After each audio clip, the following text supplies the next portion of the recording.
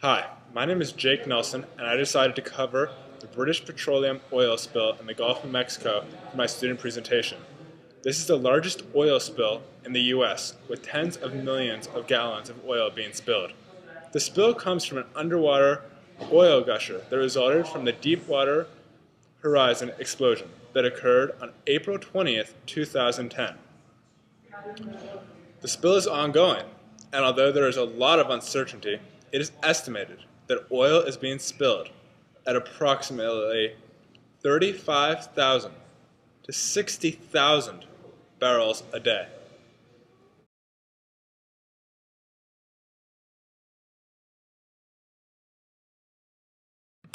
The spill got started on April 20th when Deep Sea Horizon, a 9-year-old semi-submersible mobile offshore drilling unit, was drilling oil at a depth of 5,000 feet below sea level in the Monaco Prospect in Mississippi Canyon Block 252, approximately 41 miles from Louisiana coast in the Gulf of Mexico. At approximately 9:45, methane gas from the well, under high pressure, shot up and out of the drill column marine riser, expanded onto the platform, and then ignited and exploded. In this explosion, Deep Sea Horizon became engulfed in flames. 11 crew workers died in this explosion. On April 22nd, after 36 hours of burning, Deep Sea Horizon sank, despite efforts from other ships to put out flames. The film on my right provides information about Deep Sea Horizon, and the film on my left shows footage from the burning Deep Sea Horizon on April 21st. April 22nd, an oil slick emerged from the previous site of Deep Sea Horizon. On April 24th, after 2 unsuccessful attempts to stop the oil slick from spreading through usage of remotely operated underwater vehicles, Coast Guard Rear Admiral Mary Laundrie declared there was a very serious spill emerging from a damaged wellhead that was indeed leaking oil into the Gulf. The film on my right shows the press conference where Admiral Mary Laundrie declared there was a very serious spill. The film on my left shows the broken wellhead that was leaking oil into the Gulf.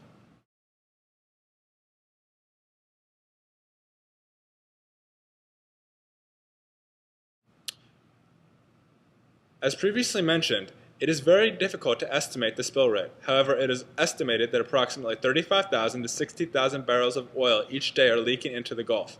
Internal BP documents say that up to 100,000 barrels could be leaking, however. The spill area on April 25th was 580 square miles. By April 30th, 3,850 square miles were covered by oil. And by June 4th, oil had landed on 124 miles of Louisiana, Mississippi, Alabama, and even Florida coast. The film on my right shows the actual spill area, and the film on my left shows a model of just how much area the spill could cover if it were not controlled and stayed on its initial course. On the bright side, new models show that 35% of all of the oil that leaked into the Gulf will evaporate, leaving only 50% to 60% remaining in the water. On the negative side, it has been discovered that the oil being spilled has a methane content that is 8 times higher than most other oil. Methane is harmful because it depletes water of oxygen, essentially suffocating sea life in that area.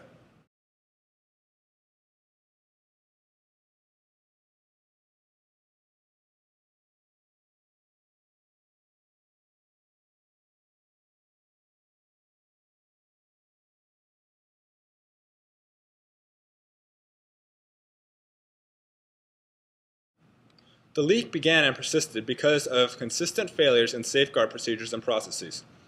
The leak existed in the first place because Deep Sea Horizon's blowout preventer, a fail-safe device fitted at the source of the well, did not cut off oil flow as it was supposed to do automatically when Deep Sea Horizon exploded. The film to my left shows how a blowout preventer works. Once the blowout preventer failed, BP tried to close the blowout preventer valves. This procedure typically takes 24 to 36 hours and occurred 5,000 feet below the sea. The procedure also failed. BP and a team of scientists assembled by the US government then ruled out the usage of conventional explosives because, according to one of the scientists, if explosives failed to stop leakage, we would have denied ourselves all other options. On my right are 3 articles that discuss the ruling out of explosive procedures. The next technique attempted, May 7th to May 8th, was to put a 125-ton container dome over the largest leak and then pipe the oil to the surface. However, due to methane hydrate crystals clogging up the top of the tube that came from the mixture of cold water and spilled gas, this technique failed too. This can be seen in the film to my right. On May 4th, engineers tried the first technique that had some success. A 4-inch wide tube riser insertion tool was placed into the 21-inch wide burst pipe. The collections from this 4-inch wide riser averaged 2,000 barrels a day. This obviously did not stop all the leakage, but was finally a technique that helped to slow it down. This is shown in the film to my left.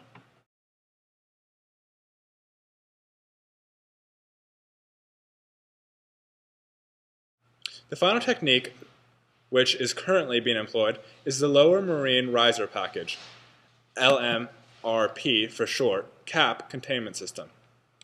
This technique involved cutting and removing the riser from the top of the failed blowout preventer to leave the leaking pipe completely exposed. Oil is then transported through a riser to the Discovery Enterprise drill ship. The technique was applied on June 3rd, and by June 7th, an estimated 62,000 gallons of oil had been captured. The process is seen in the film to my left. On June 16th, a second containment process began using the same techniques, only having the oil carried by a subsea manifold connected directly to the blow-off valve that brought the oil to a clean burning system on the deck of the Q4000 service platform. Footage of this can be seen in the film to my right. BP currently has a call center if you have other ideas about how to stop leakage that has 120 full-time employees and has received 70,000 calls and 10,000 emails as of June 19th. The film in the center shows information on the call center.